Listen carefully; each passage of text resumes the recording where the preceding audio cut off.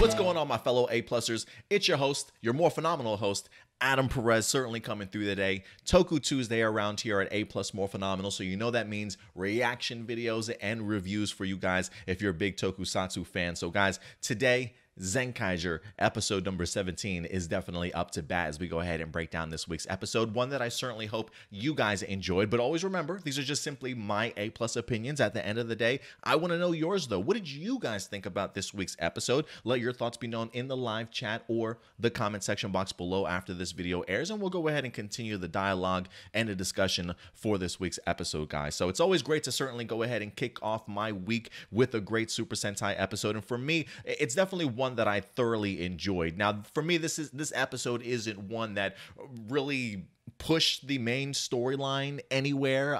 We did get some nice character spotlight, if you will, a pretty interesting theme that I thought actually made this episode relatively fun, and it definitely had me laughing from time to time. So solid episode, enjoyable episode to me, and I feel like for me it's almost become a very steady season so far when it comes to Zenkaiger, at least over the past 3 episodes here.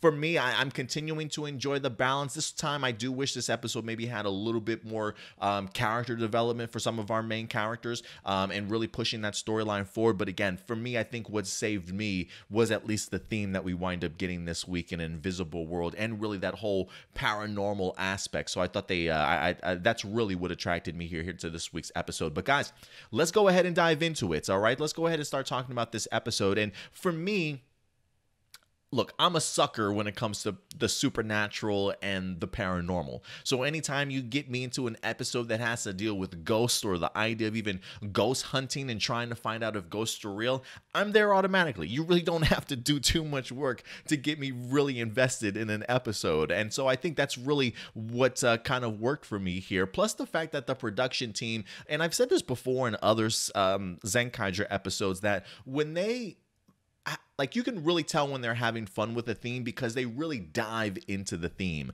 and really kind of hitting that paranormal, like those scary vibes, that sort of a spooky kind of element, not trying to go full on horror film here, still trying to make it digestible for kids, but still having that spooky, fun sort of vibe to the episode. I thought was a great twist, honestly. And then when you start combining that with a character like Magine, who I continue to love for this season, and it's like right up her alley, the fact that she deals in magic and fortune telling, right, and the paranormal or supernatural to a certain extent. I love just seeing even her deliver on that aspect of pushing the theme and pushing the envelope, especially like her henshin sequence, right, when she's given the terrifying eyes looking at you, and the ooh, like changing her voice and stuff. I absolutely love that. So anytime that this show really invests itself in a particular theme, they seem to knock it out of the park for me. So I honestly had a fun time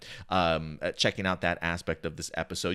The idea of seeing Magine and the crew loving the idea of ghost stories makes me think about like my days of growing up as a kid, watching Are You Afraid of the Dark on Nickelodeon. Like, I do love me a great scary story from time to time, and get an opportunity to see Magine wind up joining the Occult Society. Like, it feels weird. Like, I don't know if it's I don't know if that's really what it's called over in Japan. Is it called an occult society? When I think of occult, I always think of like really terrible things that you're investing your life in and devoting your life to, right? Like, putting symbols on the ground, using Ouija boards, trying to communicate with the dead and stuff. Like, that's what first thing that comes to mind when I think of an occult society. But clearly in the Japanese culture, it's maybe a little bit more broad, a little bit more supernatural, paranormal aspect than like bringing demons back from hell type of thing, and possessing people. So they definitely have a little bit more charm when it comes to their idea of a cult. So I really did appreciate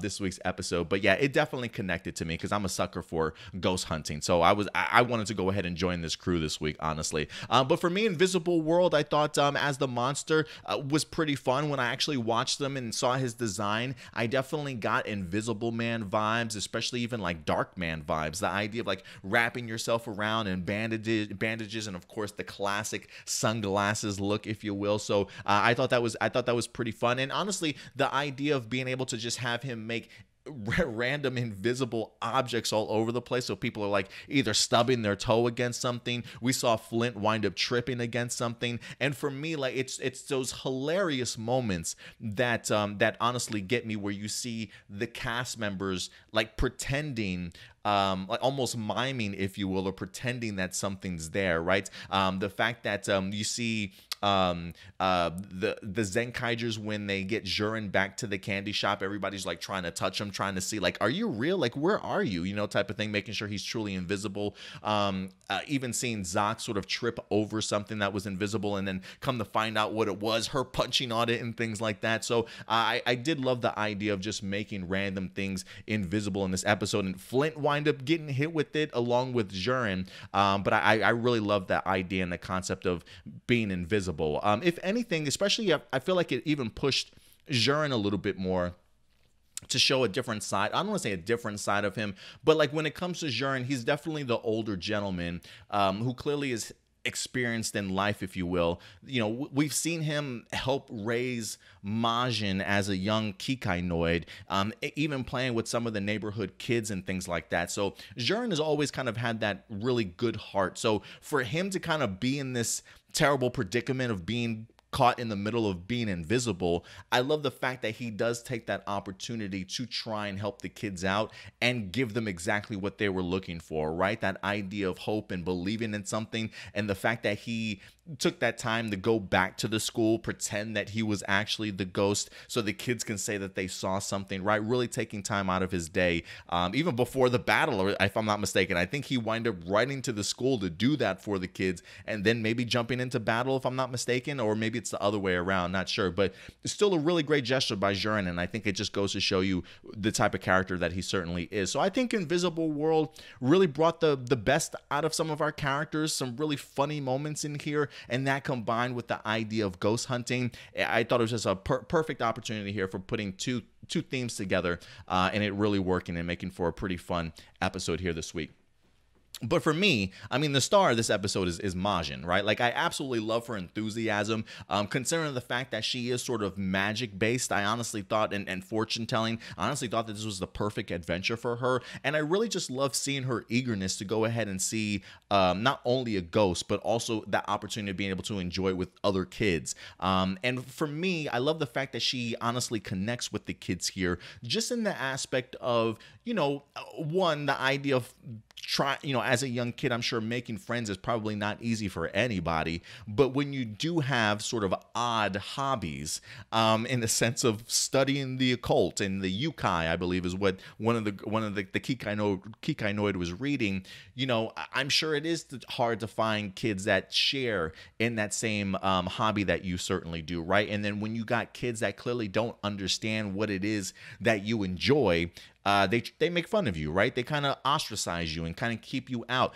I feel like as a kid growing up, if you were a geek or a nerd like myself and you read a bunch of comic books and things like that, or you like to draw or whatever the case may be, like, I feel like sometimes those are hobbies that people kind of look down on, right? Or just kind of make fun of you for. So, you know, the idea of being able to latch on to other friends is really hard to certainly come by. So I love the idea in here of Magine really wanting to go ahead and help these kids actually see a ghost and really continue to help push their beliefs and just being able to enjoy their hobby and continue to enjoy their friendship. So I really thought that it definitely went a long way because of the fact that she herself definitely struggles with that. I mean, we even saw that in the flashback with her and Jurin a while ago, that shyness to be able to interact with people, even, you know, especially when you are different, and be kind of welcome into that circle type of thing. So I just thought it was really cool that she was able to kind of see herself in those kids and really help them out along the way. So that young personality really made her connect really well, I thought. But for me, some of my favorite moments for Magine this week were when she went off, and I feel like this is definitely a trait of Magine that we've seen in this season so far, that she can be very sweet and gentle and shy and things like that, but she definitely has some interesting personality traits, right? The fact that she's super clumsy, which we've seen so far, and the fact that she can flip a switch and really get to that temper if you really push her in this episode, which I thought was hilarious. Like when she goes back to the second time with the kids and realizes we still can't take it because the Toji Tendo's back, right? And the fact that she's so pissed off at Invisible World for interrupting that again, it was hilarious, and I absolutely loved it. It's so perfect for somebody that portrays to be one thing during the day, and then when you flip her, when you mess with her and she flips, it's a completely different person. But so I absolutely do love that about Majin. But yeah, she dove deep into that dark and twisted aspect of her personality. I mean, the idea that she was like making, when she transforms, she's got a freaking voodoo doll in front of her, which is totally creepy, and then she winds up getting the nails into the foot of the what are they called, the kudaks or whatever the case may be. Like, of all the powers that you've utilized all this season, I've never seen her utilize something so painful as nails in the foot. Talk about twisted and demented a little bit. Yeah, Majin went deep diving into that darkness in this episode, but I absolutely loved it because of the fact that it was such a polar opposite of her. Almost kind of makes her even that more adorable as a character, honestly. But yeah, I really enjoyed it.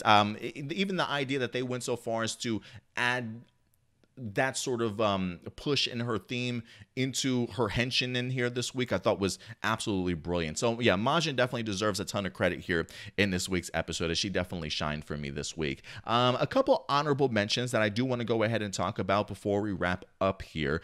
We did see another gear was utilized here. I believe it was the Sun Vulcan gear, if I'm not mistaken. We did get ourselves yet another Jurin dad line this episode, because of the fact that we're dealing with ghosts. He's talking to Gown in the candy shop, and he says, when there's something strange in their neighborhood, it's usually the Toji Tendo. When it's supposed to be who you're going to call, Ghostbusters. So I'm wondering if that was a Ghostbuster reference that the production crew and the writers and things like that wanted to throw in there. Again, I continue to enjoy just these nods to classic television shows or classic movies. They're hitting it out of the park. Last week was the Terminator 2 gesture with the "I'll be back" by Vroom, and now we got the when there's something strange in the neighborhood line from Jurin, which I thought was great. Stacy, we got to talk briefly about Stacy, because at the very end, we get the opportunity to see that he's deep in his mind. He's deep in thought here. He even says to himself, what do I really want? What is it? Trying to come to terms with the struggle that he's certainly going through. That theory's looking greater day by day. Come here, Stacy. The light side wants you, my friend. Continuing to recall Yi-chan, that voice, the memory of his mother, making these connections sort of thing, pulling at his dark heartstrings, and clearly struggling. I mean, this guy doesn't know if he wants to kill Kaido or if he wants to join his grandma. So I love the fact that Stacy is having that come to Jesus moment of, what do I really want? You know, now that the Toji Tendo don't really seem to have any plans for him, where does Stacy go? And for me, I'm really just thinking that he's probably going to go back to the candy shop. I wouldn't be surprised if we get the opportunity to see him and Kaido talking a little bit further, seeing Kaido work his magic and try and pull him to his side. So I do love just that, at least that question, that ever so important question that Stacy winds up asking himself. And it continues to really make me enjoy anytime we cut over to the Toji Tendo, because I want to know what's going on there. Again, we get the opportunity to see Bokawas maybe a little bit, you know, kind of upset, curious as to, like, how is this new game plan of this invisible world even going to work? Like, you know, you guys are back at the, you know, doing the, you know, the Toji Tendo gears. You're picking the worlds again this time. I haven't really been that thrilled with the, like, what are you guys trying to do here? And I love the fact that it's Gigi that, again, keeps Bokawas down. You know, it's like, oh, well, this looks like it's going to be a little bit fun for me. You know, let's see how this goes. And immediately kind of puts Bokawas back in sort of a great mood. So Gigi's coming in handy, and I love the fact that Ichirud and Barashitaro recognize that. And so maybe we do get ourselves a couple more episodes where they could be goofy with whatever creations they want to use before Bokawas winds up getting on that ass again. So Gigi's definitely coming into play here. And if anything, I want to say this. I continue to enjoy the Flint character. I feel like I don't want to say I'm fully invested in Flint or anything like that, but I appreciate the little things that Flint certainly does. I really dig the idea that she's kind of like Vox's hype man. I feel like as I continue to see her more and more episodes, like she's becoming more active even with his morphine sequence. Like the fact that she's in the background and she's dancing with him and doing the movements and stuff. I think she even gave jazz hands at the end, like ta-da, after he wind up henching, morphine, I should say. I thought that was great. Like for me, I would like to see her do more things though. I mean, we definitely know she's clearly genius level. I mean, she's created a bunch of technology, some of the technology that we've seen Zox wind up using. So outside of her being a great hype man for Zox, if anything, I truly would like to see Flint become a Zenkaiger at some point in time. I believe that there were rumors that maybe in an upcoming summer movie that's something that certainly might happen for her. I don't know. Again, I just heard that as a rumor, but I would kind of like that. And I hope it's not just a case of maybe just one episode or just a one summer movie event sort of thing. I think she could really add to not only her own family group, but also the Zenkaigers as a whole as well. Because I don't know. I think she's pretty adorable, and I think she has a really nice place into this season. I really enjoy her reactions. I still don't know what to think about her though in regards to personality, but I dig the hypeness. I dig the fact that she celebrates her brother and she pushes her family forward. So I'm a big fan of that. But other than that, guys, you know, again, solid, enjoyable little episode. Nothing fancy, nothing that blew me away, but something that gave me a fun theme to enjoy, a couple of laughs, and that's all that I could really personally ask for in this episode. So, guys, listen, at the end of the day, though, again, I just always want to know your thoughts. What did you guys think about this particular episode? And if there's any character moments or character development or storyline aspects that I missed that you want to further talk about, go ahead and throw that in the comment section, guys, and I'll definitely go ahead and continue the discussion with you guys there. But other than that, I think that's going to go ahead and do it for us here. So yeah, we'll definitely see you guys next week. And also remember, as always, go ahead and like, subscribe, and click that bell notification if you want to go ahead and support the channel even further. Check us out at patreon.com/A+opinions. And if you want to go ahead and check out some of our other videos, feel free to go ahead and do so, and we'll definitely go ahead and see you next time. So in the meantime, guys, do me a big favor, take care of yourselves, take care of each other, and as always, keep it A+.